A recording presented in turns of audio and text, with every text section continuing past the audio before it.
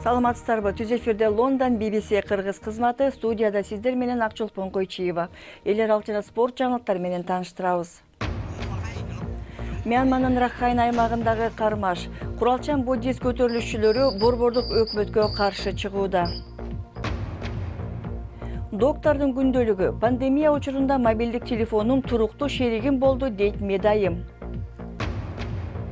Апталык крик берүүбүздө COVID-19 каршы күрөштө ультрафиолет менен дезинфекциялаган робот. Мьянманын түндүгүндөгү Ракхайн аймагында аскердик өнөктүк жүрүп, армиянын чабуулунда миңдеген рохинжа мусулмандары каза таап, 100 миңдеген кишилер коңшу Бангладешке келе качкандан 3 жыл өтүп, бул жерде кайрадан кагылышуулар болуп жатат. Бул жолу Ракхайндагы буддист коомчулугу борбордук өкмөткө каршы чыгууда. Буддисттер өзүн бул аймактын түпкү тургундары деп эсептейт. Алар жаңы пайда болгон Аракан Арами аттуу көтөрүлүшчүл кыймылды жактап жатышат. Соңку учурда бул кыймылдын өкмөт менен кагылышуулары күчөп кетти.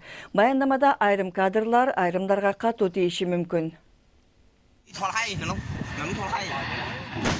Ракхайн штатындагы согуш 1 жылга созулду. Мьянма аскерлери башка топторго салыштырмалуу жаңы жана күчтүү козголоңчулар тобуна каршы аба күчтөрүн жана оор артиллериясын колдонду. Тургундар жер которууга аргасыз болуп, жүздөгөн адамдар өлтүрүлүп же жаракат алган. Рохинжа мусулмандары сүрүлүп чыкты, көбү лагерлерде кармалууда. Бул конфликттин чордонунда Ракхайн буддист коомчулугу турат. Алар оккупациядан кооптонгондуктан тарыхый араздашуу түптөлүп калган. Ошондой эле алар өкмөт күчтөрүнүн аракеттерине нааразы. Аракан армиясы деп аталган топ алардын кызыкчылыктары үчүн согушуп келди.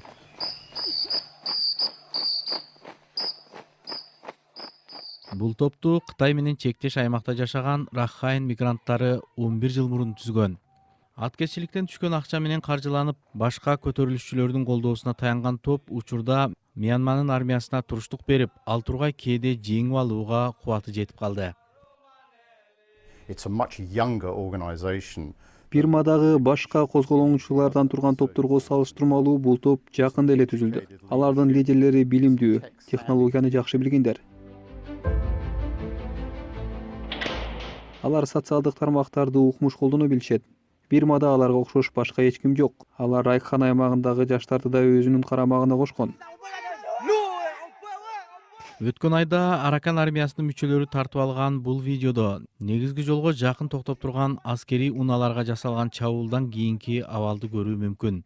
Алар куралчан жана чечкиндүү. Мындай окуялар Ракхайн аймагында көп боло баштады. Бул буктурма Леткар кыштагынын жанында орун алды. Дрон жана спутник аркылуу бул кыштак болгону 1 жума мурун өрттөлгөнүн аныктоо мүмкүн болду. Кыштактын тургундары өткөн жылы аскерий операциялардан кооптонуп качып кеткен. Эки тарап тең бири-бирин күнөөлөйт. Бирок адам укуктарын коргогон топтор мындай чабуулдар тополоң көтөрүп жаткан кыштактарга каршы колдонулуп келген эски ыкма деп белгиледи. Апрель айында бул видео интернетке таркап кеткенде армия дагы бир ирет баркын жоготту. Тасмада аскерлер Аракан армиясынын колдоочулары деп шектелген кишилерди суракка алып кетип баратканы, катуу ур соккуга алганы көрсөтүлөт. Ракхайн аймагынын тургундарынын колдоосуна ээ болуу Мьянма өкмөтү үчүн оор болуп жатат. Мьянманын армиясы козголоңчуларга каршы олуттуу өнөктүк жүргүзүүгө алы келбейт. Алардын мындай маселе тууралуу билими да жетишсиз. Ошондуктан 2017 жылы баарыбыз күбө болгондой алар аскерий каарын колдонуп киришет. Натыйжада рохинжалар качууга аргасыз болду. 3 жыл мурун Ракхайн тургундарынын көбү армиянын рохинжа тургундарын сүрүп чыгаруу тактикасын колдогон. Бирок Түштүк Чыгыш Азиянын бул татаал жана кайгылуу бурчунун жарандары Бирманын армиясы менен кармашка тартылып кетти. Ал эми Бирма өкмөтү болсо Мьянманын алыскы жана эбегейсиз чоң аймактарында өз бийлигин толук кандуу орното албай жатат.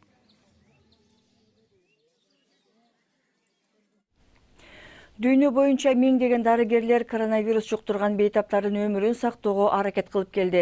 Кээде бейтапты сактап калып, кээде өлүмгө алдырып жиберип, доктурлар күндөп, түндөп узак мөөнөт иштеп жатты.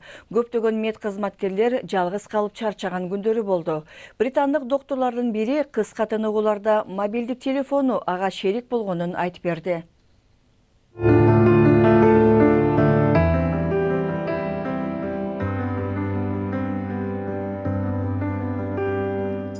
учурунда чөнтөк телефонум ар дайым жанымда көтөрүп жүргөн жолдошума айланды. Аны палатадан лабораторияга кан анализин ташыган целлофан баштыкка ороп жаныма койчумун. Ал менин досум болду. Кеңешпейт, сооротпойт, тек гана күбө катары жүрдү. Телефонум мурда болуп көрбөгөн нерселерди көрдү жана укту. Бир жолу мен аны улам эсин жоготуп, бирок дале энтигип араң дем алып жаткан улгайган айымдын кулагына такадым. Телефондон кызын сооротуп, анын «Апа, сени жакшы көрөм» деген акыркы сөзүн апаңа сөзсүз жеткирем деп убада бергеним. 10 палатадагы бир жакшы кишини улгайган аялы, чоңойгон балдары менен видео аркылуу сүйлөштүрдүм. Баары бир бөлмөдө чогулуп, бир телефон экранына батты.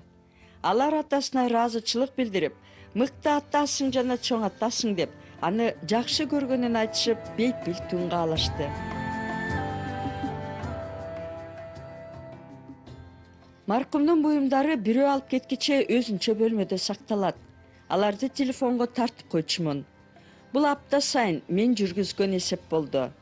Баштыкка ошондой эле бейтапты аман алып калуу иш-аракети жана көзү тирүүсүндө колдон келишинче караганым тууралуу дил катым жана өлгөндүгү тууралуу күбөлүк салынган.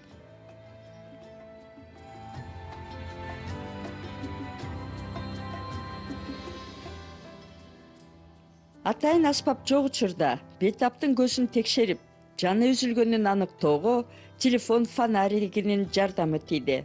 Чөнтөк экрандан жылмайган татынакай балдарындын сүрөтү ошол өлгөн кишинин көзүнөн артка чагылган жарыкты көрүп тургандай туюлчу. Ошол бир нече апта башка бир дүйнө болду. Ошондо балдарымды коргобостон ошо дүйнөгө күбө кылып койгонсуп, өзүмдү күнөөлүү сезип жүрдүм.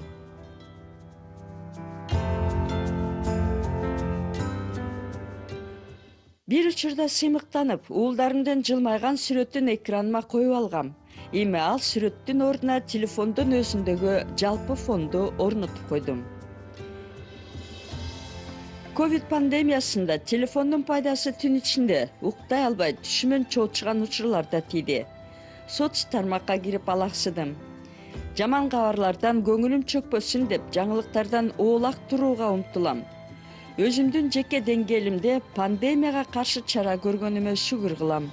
Телефон аркылуу баары менен байланышта болдум. Ал болбосо башаламандыкка батмакпыз.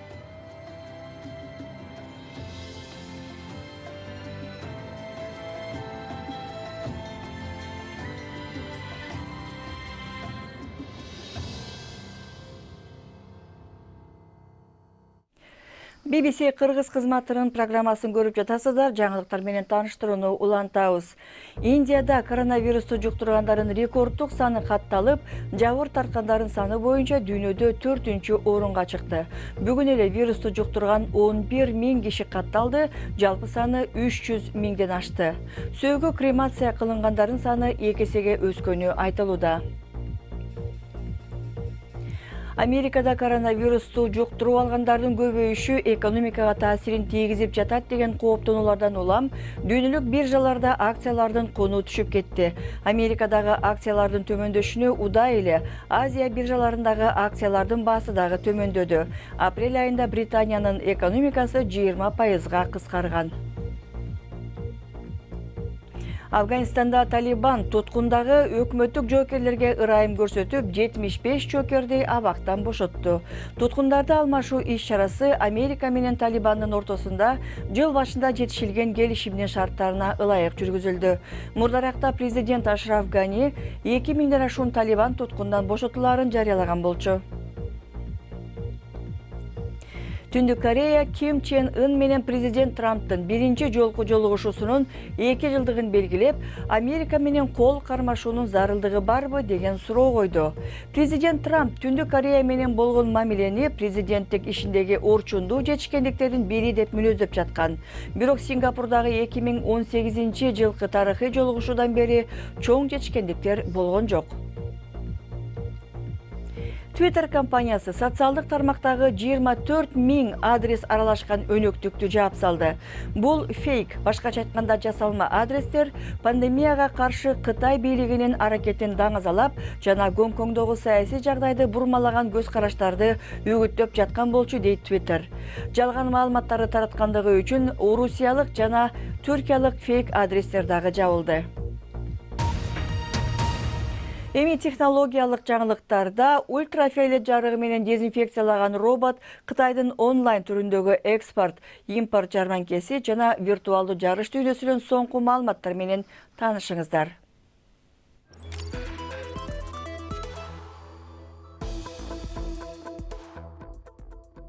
Видеоконференцияларды аткаруучу Zoom платформасы АКШдагы активисттерден турган тайпанын аккаунтун убактылуу жапты. Анткени аталган топ Чаньян менен аянтында болгон окуяны онлайн түрдө эскерүүгө чогулган. Жолугушуунун катышуучулары кытайлык активисттерди да кошкон. Zoom'дан билдиргендей, мындай кадам жергиликтүү мыйзамдарга негизделип жасалган. Бирок алар кайсы өлкөнүн мыйзамдарынын негизинде ишке ашканын билдирген жок. Аккаунт андан бери кайра иштей баштады. Жапонияда жасалган коронавирустун тарашына каршы күрөшкөн жаңы роботту көрүңүз. Mira Robotic компаниясынын Ugo аттуу роботуна атайын кол тиркелет. Аны менен ал ультра кызгылт көк жарыгын колдонуп, эшиктин туткаларындагы вирустарды өлтүрөт. Ugo'нун 1 айлык ижара акысы $1000 турат. Мындан сырткары робот кароолчу, жабдыктарды текшерүүчү жана даараткананы тазалоочу да боло алат.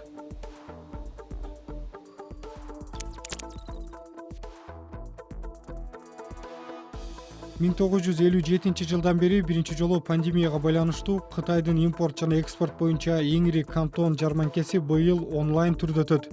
Уюштуруучулардын билдиришинче, жаз жарманкеси учурунда дүйнө жүзүнөн 4000ден ашуун товар көргөзмөгө коюлары күтүлүүдө жана алардын продукцияларынын 12600дөн ашуун шилтемеси көрсөтүлөт. Жалаң электр унааларынын катышуусунда өтүүчү Формула И жарышы учурда расмий түрдө токтотулуп тургандыктан мелдешти виртуалдуу түрдө уланталышты. Бельгиялык Стоффель Ван Дурн Гранд Мелдешинин финалында 2-нчи орунду алгандан кийин жекшемби күнү Race at Home Challenge аттуу виртуалдуу сериядагы жарышта Mercedes командасынын атынан жеңүүчү аталды. Уюштуруучулар аталган иш-чараны өткөрүп, кайрымдуулук максатында акча чогултушкан.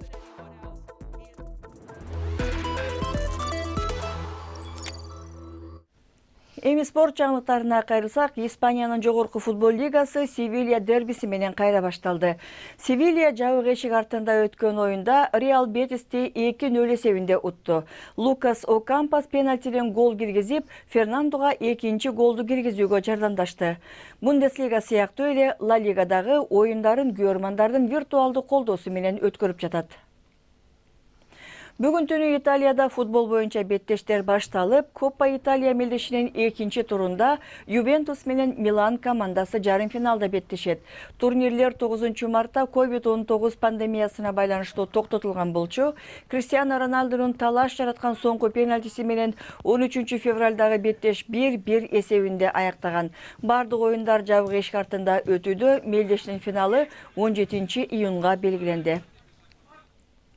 Жаңылыктардын соңунда карантинде кимдин кандай өнөрү чыгар экен дедим эле, Монреалда бир жигит акробат болгону калыптыр. Негизи ал өзү цирк өнөрү боюнча окуу жайды аяктар алдында карантин башталып калган. Учурдан пайдаланып ал түркүн ыкмаларды машыга берген. Антино Панса короосунда аркан тартып алып өнөрүн чыңдаган.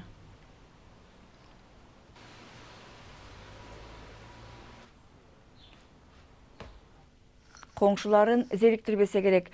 Бул жана башка жаңылыктар биздин интернет сайтыбыздын башкы бетинде турат. Биздин дарегибиз BBC Kırgız.com сайтыбыздан жаңылыктарды окуп, бүгүнкү радио программаны уксаңыздар болот. Программа астышы менен жыйынтыктайбыз. Аны алып барган Акчулпон Койчиева. Дем алыш күндөр көңүлдүү өтсүн. Саламатта болуңуздар.